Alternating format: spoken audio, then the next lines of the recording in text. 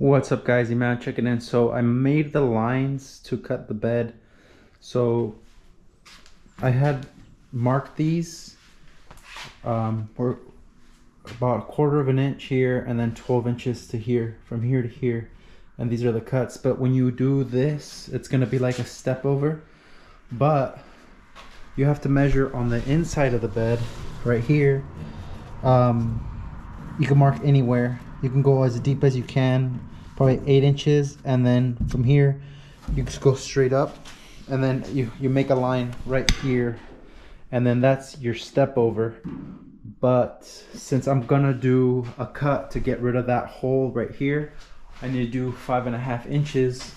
But in order to get a straight line on the back of it, I have to take the bed sides off. So I'm trying to take off these bolts here, and keep in mind this is a 50-year-old truck, so these bolts are like spinning and they're rusted out to the point where when you try to go from the bottom and take them out, they spin. So it's like a pain in the butt. I tried using a die grinder, an angle grinder, a drill to drill these out.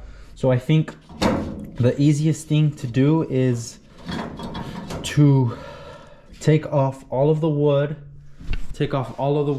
and then if you see how you kind of have some room to play here, I could just kind of hold this and then just get the angle grinder or the die grinder in this little space like right here, and then just cut all of the bolts off in order to take the bed off, to take off all the bolts off the railing, because I do want to repaint these frames, because I'm gonna reuse this, and I'm probably gonna end up putting a wood floor, because if I were to buy a sheet metal floor, I'd have to buy new of these runners here, and that's gonna be a lot more expensive because the floor itself is like $1,000 to $1,200, and the wood's like $800, and then but I'm gonna have to buy these.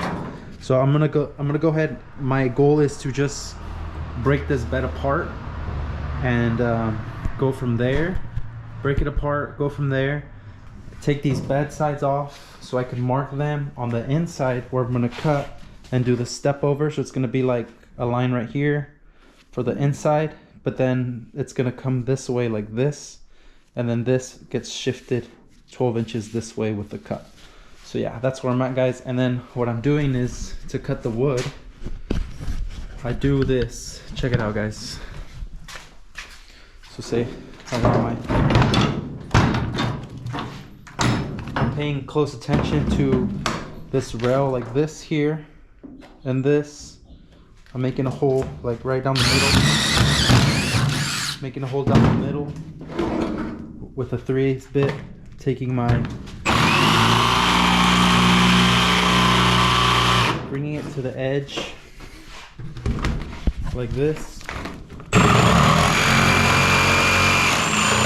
Stopping right there, and then just breaking the bed apart in pieces like this. Of course, it doesn't want to go in there like this. That way I could just cut off all the bed. Got my trash can here, and I can just literally go about and break this whole bed apart. I'll probably set you guys down and I'll try to work at it for a little bit. You guys can see. I'll probably just do a time lapse.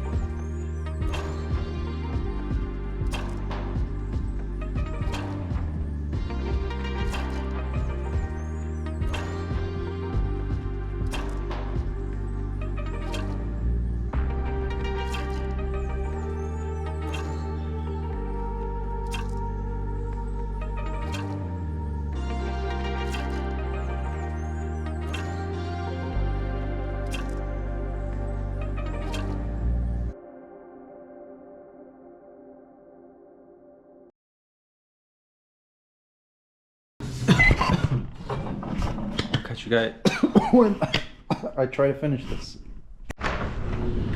What's up guys, Emmanuel checking in here, and I thought I'd give you an update on my Chevy C10 and what I've done.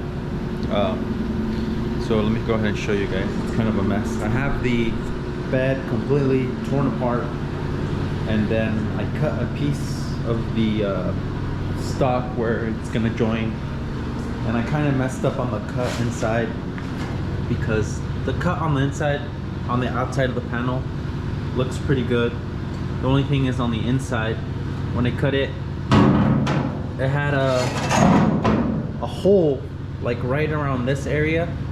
So I measured 5 1/4 inch inwards, and when I went up, I couldn't get my angle grinder to cut this section because it kept hitting here, so it came out a little bit crooked right here.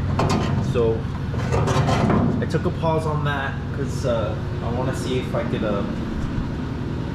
fix it. It should be fixable, but first I need to learn how to weld. And then I did pick up this welder on Black Friday. It's a MIG 180 welder from Eastwood. I haven't set it up. I picked up the welding cart from Eastwood as well, MIG welder, on Black Friday. But yeah, I have to figure out how to set this up. I bought a tank of argon and CO2, which is for MIG welding.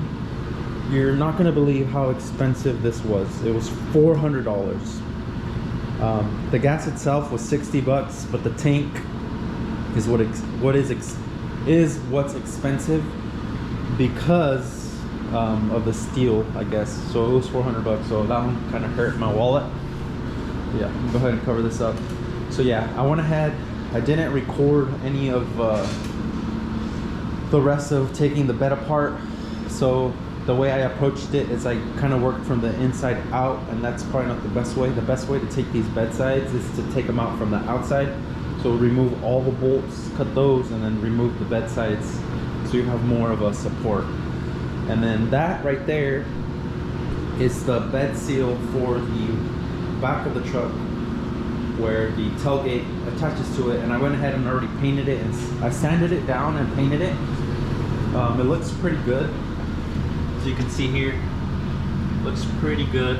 Not perfect, but it's not bad actually for how it was before compared to what it was. I might go ahead and wet sand it, and then it has like these little like imperfections from the rust. You can see that, like little dimples. So I might wet sand it, do like a light coat of Bondo, and then repaint it again.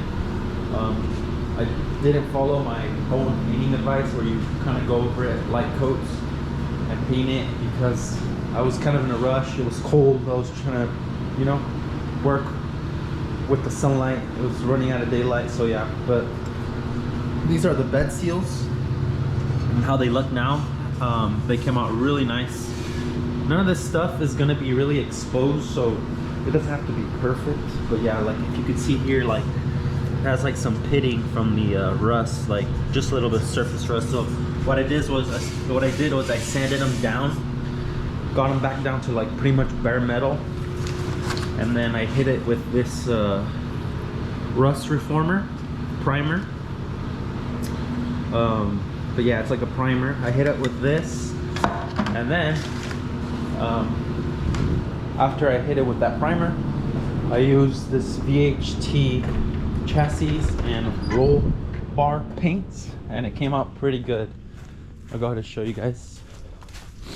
I got here most of the truck taken apart. This is just the bed, but yeah, I ended up using this right here, and it comes out really nice. I really like how it came out.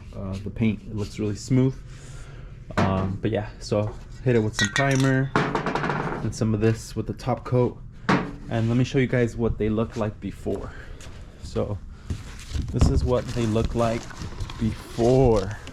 So yeah, pretty rough guys. You guys can see this, like this is what kind of like what it's starting to look like after knocking down some of that rust. But yeah, they were pretty rough, guys. Check this out, guys. So yeah, a lot of TLC This isn't like the most fun thing to do, but it's just like the little things, I guess, like trying to make this truck look brand new again. This stuff isn't gonna be seen, so it's not like super perfect, or it's not really necessary that it comes out super perfect. But I think my mistake was I used a chemical stripper on this, and it was like kind of gunky, and like I ended up washing it to get rid of some of that stripper, and I think it got rusted out a little bit more, but it's just surface rust. But what I'm gonna go ahead and do is I'm gonna go ahead and sand these right now, get a coat of paint on them. The only thing that sucks is the weather has been pretty bad, so it's gonna rain tomorrow. It's cold, and it's like not the best weather for applying paint, so it's kind of cold. We're gonna see what I can do here. I'm gonna go ahead and sand these down, and yeah, get those finished up. And something really cool, guys, a tool that has been like super great, like phenomenal tool. So that's what they look like, guys, before, and then they end up looking like this. So in my mind, I think that's pretty good. But let me show you guys what tools came in so handy. This tool right here, guys, this little angle grinder or die grinder, oh my gosh, it works like wonders. Super strong. The only thing is, like, if you're not using the high output batteries, it does die pretty fast. But this came in clutch. Like, I cut bolts off the bed, cut like pieces off, like it's just all in one. I highly recommend this tool, guys. Super cool tool. Let me show you guys. This is the batteries. I'll probably use this one. This is a high output battery, and then this is a high output battery. These batteries, the battery life is really good on them. These regular ones, not so much. Like, they die like after like 5-10 minutes of using them. But yeah, so I'm gonna go ahead and use one of these up right now, so I can show you. Set this down so you can see.